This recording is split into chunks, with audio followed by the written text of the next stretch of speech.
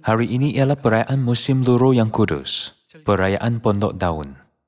Hari ini, mari bersama-sama memahami makna perayaan Pondok Daun dengan khutbah bertajuk Cubaan yang datang atas seluruh dunia. Sejak bumi dijadikan, tidak pernah ada cubaan besar bagi semua manusia di seluruh dunia seperti coronavirus pada hari ini.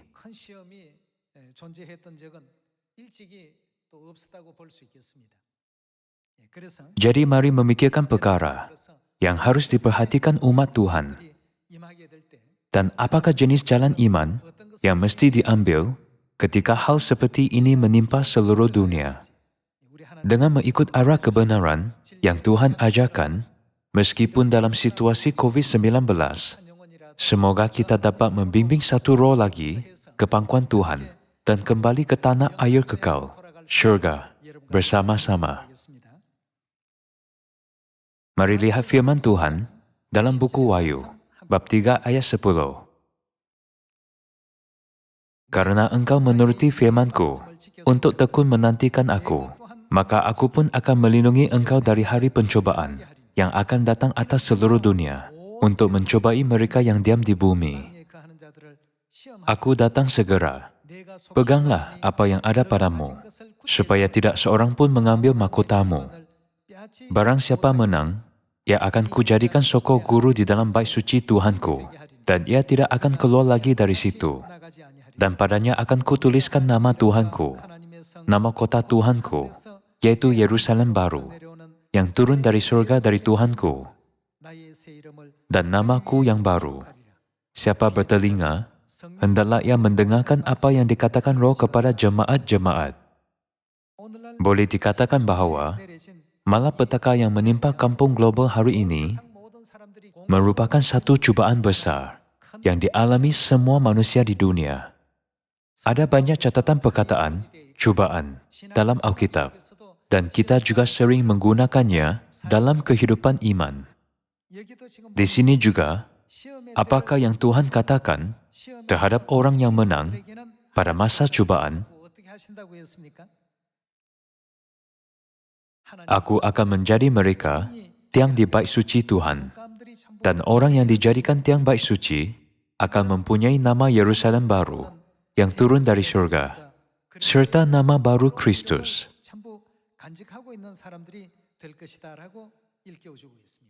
Dalam Alkitab merekodkan apa yang dapat dilakukan hanya oleh orang yang mengatasi cubaan. Kini, jalan Injil yang kita ambil adalah seperti cubaan sepanjang 40 tahun di padang gurun pada zaman Musa 3.500 tahun dahulu. Apabila umat Israel tersandung kerana cubaan, ada juga yang mengatasinya dan berjaya menjalani kehidupan iman. 40 tahun kehidupan di padang gurun boleh dibandingkan dengan perjalanan kita di padang gurun iman. Kita dapat memahami sepenuhnya hubungan antara ramalan dan pemenuhan. Jika 40 tahun kehidupan di padang gurun ialah cubaan, maka situasi yang berlaku pada setiap waktu ialah cubaan. Tuhan kadangkala menundukkan atau meninggikan umat Israel, membuat mereka lapar, atau memberi mereka banyak makanan. Kadangkala Dia biar mereka berperang melawan bangsa yang lebih kuat dan menang. Apabila mereka tidak berpeluang untuk menang,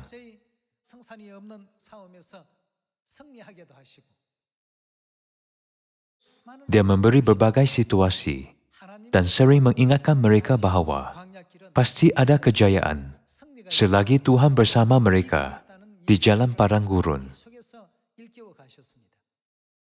Tuhan juga selalu mengajar mereka melalui banyak cubaan bahawa selagi mereka mematuhi firman-Nya, mereka pasti akan memasuki tanah Kanaan yang dijanjikan. Sekarang, mari kita pulang ke sejarah 3.500 tahun dahulu. Sama seperti semua situasi, selama 40 tahun kehidupan di padang gurun ialah cubaan. Kita sedang menghadapi banyak cubaan, seperti COVID-19 atau kerisauan hidup, semasa berjalan di padang gurun iman ke kerajaan syurga. Alkitab memberitahu kita bahwa setiap situasi yang diberikan kepada kita ialah cubaan yang perlu diatasi. Mari lihat ajaran dalam buku Ulangan, bab 8 ayat 1. Segenap perintah yang kusampaikan kepadamu pada hari ini, haruslah kamu lakukan dengan setia, supaya kamu hidup dan bertambah banyak, dan kamu memasuki serta menduduki negeri yang dijanjikan Tuhan dengan sumpah kepada nenek moyangmu. Ingatlah kepada seluruh perjalanan yang kau lakukan atas kehendak Tuhan di padang gurun selama 40 tahun ini, dengan maksud merendahkan hatimu dan mencobai engkau untuk mengetahui apa yang ada dalam hatimu, yakni apakah engkau berpegang pada perintahnya atau tidak. Jadi ia merendahkan hatimu, membiarkan engkau lapar, dan memberi engkau makan mana yang tidak kau kenal, dan yang juga tidak dikenal oleh nenek moyangmu, untuk membuat engkau mengerti bahwa manusia hidup bukan dari roti saja, tetapi manusia hidup dari segala yang diucapkan Tuhan. Pakaianmu tidaklah menjadi buruk di tubuhmu, dan kakimu tidaklah menjadi bengkak selama 40 tahun ini. Maka haruslah engkau insaf bahwa Tuhan mengajari engkau seperti seseorang mengajari anaknya. Oleh sebab itu haruslah engkau berpegang pada perintah Tuhan dengan hidup menurut jalan yang ditunjukkannya dan dengan takut akan Dia. Sebab Tuhan membawa engkau masuk ke dalam negeri yang baik, suatu negeri dengan sungai, mata air dan danau, yang keluar dari lembah-lembah dan gunung-gunung, suatu negeri dengan gandum dan jelainya, dengan pohon anggur, pohon ara, dan pohon delimanya, suatu negeri dengan pohon zaitun dan madunya, suatu negeri di mana engkau akan makan roti dengan tidak usah berhemat, di mana engkau tidak akan kekurangan apapun, suatu negeri yang batunya mengandung besi, dan dari gunungnya akan kau gali tembaga, dan engkau akan makan dan akan kenyang, maka engkau akan memuji Tuhan karena negeri yang baik yang diberikannya kepadamu itu. Menurut Ulangan bab 8, setiap saat 40 tahun umat Israel di padang gurun, Tuhan meletakkan mereka dalam siri situasi. Ayat 3 berkata, Ia merendahkan hatimu. Mereka diberi situasi untuk merendahkan hati. Seperti tertulis, membiarkan engkau lapar. Ada situasi apabila mereka lapar. Seperti tertulis, memberi engkau makan mana yang tidak kau kenal, yang juga tidak dikenal oleh nenek moyangmu. Ada situasi apabila Tuhan memberi mereka makan mana. Tuhan juga biar pakaian mereka tidak menjadi buruk selama 40 tahun, agar mereka tidak perlu memperbaikinya atau membuat baju baru. Semua situasi 40 tahun di padang gurun ialah satu siri cubaan.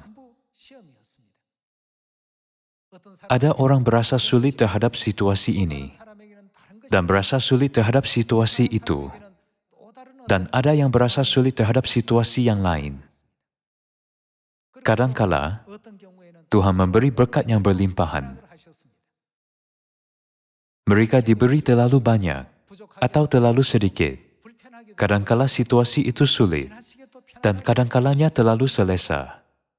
Di tengah-tengah cubaan seluruh dunia, kini kita mesti faham bahwa kita berada dalam situasi yang sama dan mesti mengatasi sebahagian ramalan. Janganlah anggap coronavirus hanya sebagai dilema perubatan. Tuhan sudah berkata, pada masa depan, ada cubaan yang akan datang atas seluruh dunia. Jadi, apakah yang Tuhan ingin ajar umatnya dengan memberi situasi itu? Kadangkala Tuhan menundukkan mereka, atau biar mereka lapar. Kadangkala Dia memberi mana yang berlimpahan. Selepas makan mana pun, mereka semua mati, bukan? Ini kerana manusia hidup bukan dari roti saja. Manusia tidak hidup hanya dengan makanan yang mengisi perut. Jadi, mereka amat memerlukan makanan firman Tuhan. Agar umat Israel menyadari dan mempelajari pengajaran ini, Tuhan mengatur berbagai situasi, seperti memberi mereka makanan harian, atau membimbing mereka melalui tanah yang kering tanpa air.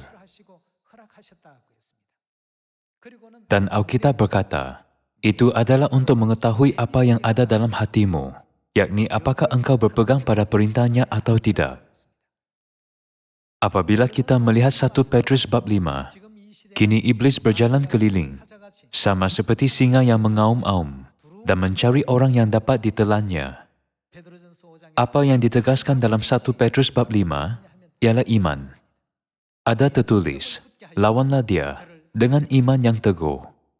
Jadi anda melatih buku pembentangan dan kini menginjil kepada kenalan, serta keluarga dengan panggilan video. Anda sungguh berusaha agar tidak melalaikan pembekalan makanan firman Tuhan. Ini adalah untuk menang dalam cubaan yang menimpa seluruh dunia.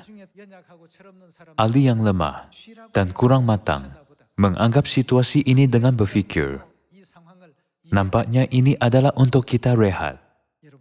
Kalian semua, Tuhan berkata dalam Wahyu bab 2 ayat 10, hendaklah engkau setia sampai mati untuk pergi ke kerajaan syurga. Jika hidup kita damai dan selesa, maka kita mesti sedar bahawa roh kita berada dalam bahaya. Sepanjang minggu penginjilan perayaan Pondok Daun ini, mari kita menginjil kepada kenalan dan kawan yang dapat bertemu secara bersemuka. Jika tidak, kita boleh memberitakan Injil ini kepada keluarga, kawan, dan kenalan kita melalui pertemuan dalam talian. Tuhan selalu biar kita berada dalam situasi yang sukar, agar menguji sama ada kita dapat bertahan dan mengatasinya. Jika Tuhan dari mulanya membimbing umat Israel ke tempat yang banyak air, mereka tidak akan bersungut dan berkata, tiada air. Jika Dia membimbing mereka ke tempat yang berlimpah-limpah makanan, mereka tidak akan merungut terhadap Tuhan dan berkata, tiada makanan untuk dimakan. Namun Tuhan kadang-kala biar mereka dalam kekurangan dan ketidakkeselesaan. Cuba letak diri sendiri dalam situasi itu. Mungkin berfikir, kita akan mati kelaparan kerana tiada makanan. Mereka berasa putus asa. Oleh itu, rungutan dan keluhan muncul antara mereka. Tidak kira apa jenis cubaan kepada seluruh dunia, minggu penginjilan perayaan Pondok Daun ini, kita mesti dipenuhi dengan makanan rohani, yaitu firman Tuhan, dan maju ke syurga dengan hanya menakuti Tuhan. Inilah bahagian yang kita mesti pelajari daripada kehidupan di padang gurun. Buku Wahyu bab 3 juga berkata, percubaan akan datang atas seluruh dunia untuk mencubai mereka yang diam di bumi. Bagaimana situasi pun, janganlah kita meninggalkan Tuhan atau melupakan firman-Nya. Kerana kita hidup pada zaman perayaan Pondok Daun, semoga minggu penginjilan perayaan ini ialah peluang kita menginjil kepada orang yang belum mendengarnya. Mari terus melihat buku Ulangan bab 28. Bab 28 ayat 1. Jika engkau baik-baik mendengarkan suara Tuhan dan melakukan dengan setia segala perintah-Nya yang kusampaikan kepadamu pada hari ini, maka Tuhan akan mengangkat engkau di atas segala bangsa di bumi. Segala berkat ini akan datang kepadamu dan menjadi bagianmu jika engkau mendengarkan suara Tuhan. Diberkatilah engkau di kota dan diberkatilah engkau di ladang. Diberkatilah buah kandunganmu, hasil bumimu dan hasil ternakmu, yakni anak lembu sapimu dan kandungan kambing dombamu. Diberkatilah bakulmu dan tempat adonanmu. Diberkatilah engkau pada waktu masuk dan diberkatilah engkau pada waktu keluar. Di sini juga tertulis, jika engkau mematuhi. Mematuhi bermaksud menuruti firman Tuhan dalam apa jua keadaan, bukan? Seperti janda di Sarfat, dia hanya ada makanan terakhir untuk sendiri dan anak. Selepas itu, mereka akan mati tanpa makanan lagi. Elia muncul dan berkata, buatlah roti dan bawanya kepadaku. Dia ingin memakannya dengan anak, lalu mati di bumi ini. Tapi dia disuruh untuk membawa makanan terakhir kepadanya. Itu merupakan cubaan yang besar bagi janda itu. Itu cubaan tentang iman. Namun apabila dia mematuhi permintaannya dan melayaninya dengan makanan, minyak dalam buli-bulinya tidak berkurang dan tepung dalam tempayan juga tidak habis, sehingga tanaman tumbuh. Dia menerima berkat yang mulia, bukan? Semua situasi yang berlaku di sekeliling kita ialah cubaan. Di padang gurun iman, semua orang akan menghadapi pelbagai jenis cubaan yang datang atas seluruh dunia. Itulah sebabnya Ulangan bab 28 ayat 1 ada tertulis, baik-baik mendengarkan suara Tuhanmu. Kita mesti baik-baik mendengar suara Tuhan dan melakukan seperti yang Dia perintahkan dalam apa situasi juga. Aku tidak dapat mematuhi kerana tiada makanan. Aku tidak dapat melakukannya kerana tiada masa. Apabila kita berusaha untuk mematuhinya dan bukan mencari alasan, Tuhan akan membuka jalan. Walaupun dalam pandemik COVID-19, kita terus terima kabar berbuah setiap hari. Orang yang menganggap boleh dan orang yang menganggap mustahil, serta orang yang mengamalkan firman Tuhan dan orang yang tidak. Tuhan menciptakan suatu situasi dan memperhatikan siapa yang mematuhi firman-Nya dan siapa yang tidak. Semasa minggu penginjilan perayaan Pondok Daun, mari kita hasilkan banyak buah yang baik. Kita mesti didapati sebagai orang yang mengatasi cubaan yang datang atas seluruh dunia. Mengenai cubaan yang datang atas seluruh dunia, Yesus juga memberi amaran dalam buku Lukas bab 21. Mari kita lihat buku Lukas, bab 21 ayat 34. Jagalah dirimu, supaya hatimu jangan, bagaimana, syarat oleh pesta pora dan kemabukan, serta apalagi, kepentingan-kepentingan duniawi, dan supaya hari Tuhan jangan dengan tiba-tiba jatuh ke atas dirimu, seperti suatu jerat. Orang yang sering dikalahkan oleh keadaan, cuba membela diri dengan berfikir, Tuhan menyuruh kita menginjil dengan tekun. Tapi dalam situasi ini, tidak mengapa jika aku tidak melakukannya, bukan? Mereka menurutkan keadaan, dan bukannya firman Tuhan. Itulah wajar bagi umat Israel untuk merungut tiada makanan. Namun apakah hasilnya sepanjang 40 tahun kehidupan di padang gurun? Kerana mereka dipengaruhi oleh keadaan, semua jalan ke tanah Kanaan tertutup. Adakah Tuhan tidak dapat menurunkan mana dari langit dan memberi banyak air untuk umat Israel minum sejak hari pertama kehidupan padang gurun? Namun Dia meletakkan mereka dalam keadaan sebegitu agar melihat iman mereka melalui perbuatan dan membahagikan mereka. Itu sama seperti Tuhan memilih 300 pahlawan Gideon dengan beransur-ansur kurangkan orang daripada 32,000 umat Israel. Ketika Tuhan berfirman, siapa yang takut dan gentar, biarlah ia pulang. 22,000 orang pulang. Kemudian Tuhan berfirman, suruhlah mereka turun minum air. Dia melihat minda mereka, melalui situasi mereka minum air. Jadi Yesus pun berkata, jagalah dirimu, supaya hatimu jangan syarat oleh pesta pora dan kemabukan, serta kepentingan-kepentingan duniawi, dan supaya hari Tuhan jangan dengan tiba-tiba jatuh ke atas dirimu, seperti suatu jerat. Ayat 35. Sebab ia akan menimpa semua penduduk bumi ini. Berjaga-jagalah senantiasa sambil berdoa, supaya kamu beroleh kekuatan untuk luput dari semua yang akan terjadi itu, dan supaya kamu tahan berdiri di hadapan Anak Manusia. Kita perlu ingat bahawa semua keadaan yang diberikan kepada kita ialah cubaan. Buku Yohanes bab 13 ayat 7.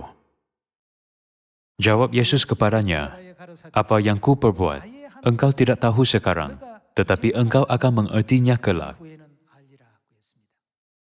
Engkau pasti akan mengerti mengapa aku berkata seperti ini. Kalian, kita perlu tahu mengapa Tuhan berfirman, "Patuhilah firman-Ku, ikutilah ajaran-Ku." Kita tidak tahu benda rohani di dunia 4 dan 5 dimensi. Jadi Tuhan yang mengetahuinya berfirman, "Jika kamu mempercayai Aku, patuhilah firman-Ku." Dengan berbuat demikian, kamu akan tahu sama ada berkat rohani datang atasmu atau tidak. Kini, seluruh dunia mengalami cubaan besar yang disebut COVID-19. Kehidupan dan kebebasan kita terhad, serta kita tidak dapat berkumpul untuk beribadah. Jadi, bagaimana jika kita hanyut daripada firman Tuhan? Kerana tidak dapat pergi ke gereja, kita harus mengatasi semuanya ini dan mempunyai iman yang teguh. Kini, secara rohani, kita berada dalam situasi yang bahaya. Mengapakah kita berada dalam situasi ini? Orang yang mengetahuinya dan menghadapinya, tiada apa akan menjadi halangan. Bagi orang yang tidak mengetahui sebabnya, situasi ini akan menjadi alasan. Menggunakan situasi sebagai sebab kegagalan cubaan ialah alasan orang yang gagal dalam cubaan. Masa depan, pasti ada sesuatu yang lagi serius akan datang. Jika Tuhan berfirman, "Berhentilah menginjil semasa COVID-19," kita mesti berhenti. Tetapi jika tidak, kita harus sedaya upaya mencari jalan untuk menginjil. Dalam buku Yohanes bab 13, Yesus juga berkata, "Apa yang ku perbuat, engkau tidak tahu sekarang, tetapi engkau akan mengertinya kelak." Mari lihat buku Matius bab 4. Bab 4 ayat 1. Maka Yesus dibawa oleh Roh ke padang gurun untuk dicobai iblis. Dan setelah berpuasa 40 hari dan 40 malam, akhirnya laparlah Yesus. Dan datanglah si pencoba itu dan berkata kepadanya, "Jika engkau anak Tuhan, perintahkanlah supaya batu-batu ini menjadi roti." Tetapi Yesus menjawab, "Ada tertulis, manusia hidup bukan dari roti saja, tetapi dari setiap firman yang keluar dari mulut Tuhan." Kemudian iblis membawanya ke kota suci dan menempatkan dia di bumbungan bait Tuhan. Lalu berkata kepadanya, "Jika engkau anak Tuhan, jatuhkanlah dirimu ke bawah. Sebab ada tertulis, mengenai engkau ia akan memerintahkan malaikat-malaikatnya, dan mereka akan menatang engkau di atas tangannya, supaya kakimu jangan terantuk kepada batu." Yesus berkata kepadanya, "Ada pula tertulis, janganlah engkau mencobai Tuhan, Tuhanmu."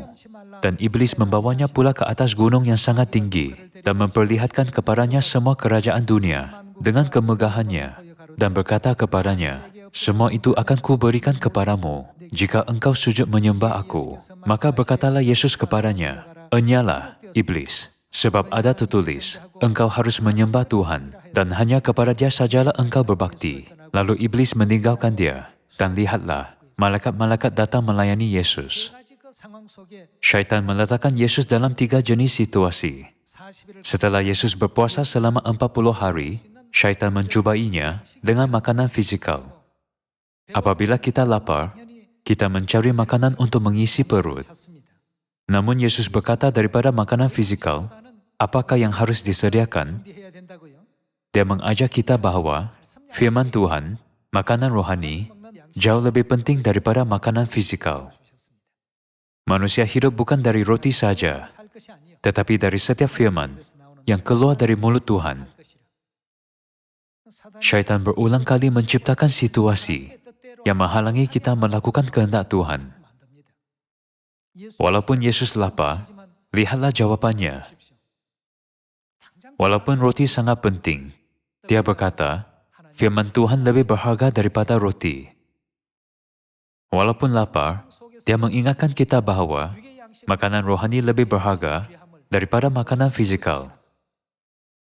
Dia tidak tergoyak kerana situasi atau tertarik kepadanya. Jadi, dia menang dalam cubaan. Bukan? Dalam cubaan kedua, syaitan buat Yesus berdiri di puncak bait Tuhan, lalu berkata, "Jatuhkanlah dirimu ke bawah. Engkau Tuhan yang suci, jadi malaikat akan menyambut engkau dengan tangan." supaya kakimu tidak terhantuk pada batu. Syaitan menggunakan tipu muslihat melalui situasi fizikal agar Yesus tidak percaya kuasa Tuhan. Lalu Yesus berkata, "Janganlah engkau mencubai Tuhan. Tuhan tidak boleh dicuba oleh sesiapapun." Alkitab tidak pernah mengajar kita untuk mencubai Tuhan, tetapi hanya percaya kepadanya. Kalian, syaitan selalu buang kita ke dalam situasi agar kita jatuh daripada Tuhan atau gagal mematuhi firman Tuhan. Untuk menang dalam setiap cubaan, kita tidak boleh diseret ke dalam situasi. Apabila menghadapi situasi, bukankah kita harus mengingatkan sendiri apakah yang Tuhan suruh kita lakukan? Selepas cubaan kedua, syaitan berkata dalam cubaan ketiga bahawa dia akan memberi Yesus semua kemegahan dunia jika Yesus menyembahnya. Apakah yang tertulis dalam Alkitab? Engkau tidak boleh menyembah apapun selain daripada Tuhan. Betul? Kita mesti memikirkan Tuhan sahaja. Apabila kita melayani dan menyembah Tuhan sahaja, kita juga dapat mengatasi sepenuhnya cubaan yang datang ke seluruh dunia. Jadi dalam buku Matius bab 4, apakah lebih penting, makanan rohani atau makanan fisikal? Adakah Tuhan objek untuk dicuba atau dipercayai? Cubaan ketiga ialah, bolehkah kita menyembah selain daripada Tuhan atau menyembah Tuhan sahaja? Yesus melakukan semua sesuai dengan Alkitab. Dia berkata dalam dua cubaan, makanan firman Tuhan adalah lebih penting. Tuhan harus disembah, bukan dicubai. Dan dalam cubaan ketiga, ikut, sembah, dan melayani Tuhan sahaja. Yesus sendiri memberi teladan bagaimana menang dalam cubaan. Jika kita menjalani semua firman yang diberikan, kita dapat menjadikan perayaan musim luruh dan awal musim sejuk lebih berhasil. Mari lihat sekali lagi buku Matius bab 24. Ayat 3. Ketika Yesus duduk di atas bukit Zaitun, datanglah murid-muridnya kepadanya untuk bercakap-cakap sendirian dengan dia. Kata mereka, "Katakanlah kepada kami, bila manakah itu akan terjadi, dan apakah tanda kedatanganmu dan tanda kesudahan dunia?" Sila kita lihat jawapan Yesus. "Waspadalah, supaya jangan ada orang yang menyesatkan kamu." Kita mesti berwaspada tentang hal ini, dan janganlah disesat oleh Kristus palsu. Kedua ini adalah amaran Yesus. Sebab bangsa akan bangkit melawan bangsa, dan kerajaan melawan kerajaan.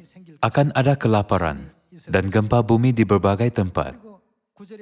Ayat 9 tertulis, "Kamu akan dibenci semua bangsa oleh karena namaku." Dalam ayat 10, Yesus mengatakan ciri-ciri orang yang dicubai. Banyak orang akan murtad, dan mereka akan saling menyerahkan dan saling membenci. Dia berkata, akan ada kebencian. Jika kita benci sesiapa dalam kebenaran, kita mesti melenyapkan perasaan itu serta-merta. Kita harus berfikir, aku kini mengalami cubaan besar. Ayat 11 tertulis, banyak nabi palsu akan muncul dan menyesatkan banyak orang. Dan ayat 12, dan karena makin bertambahnya kedurhakaan, maka kasih kebanyakan orang akan menjadi dingin. Ayat 13, tetapi orang yang bertahan sampai pada kesudahannya, orang yang bertahan dan mengatasi situasi ini, akan selamat. Orang yang menang tidak terpedaya dengan situasi dan tidak diseret ke neraka. Orang yang berpusat pada firman Tuhan sampai akhir akan diselamatkan. Dan Injil kerajaan ini akan diberitakan di seluruh dunia, menjadi kesaksian bagi semua bangsa. Kemudian, kita akan faham mengapa situasi ini diberikan kepada kita. Anda sekarang tidak tahu tetapi Anda akan mengertinya kelak. Semua ahli keluarga Sion yang dikasihi, mari kita berlari sungguh-sungguh kepada hari apabila Injil Kerajaan diberitakan ke Samaria dan ke hujung bumi, seperti yang dikatakan oleh Bapa dan Ibu. Semoga kita semua menerima keselamatan dan pergi ke syurga yang kekal tanpa meninggalkan sesiapa pun. Biar saya tambahkan khutbah hari ini. Sekian, terima kasih.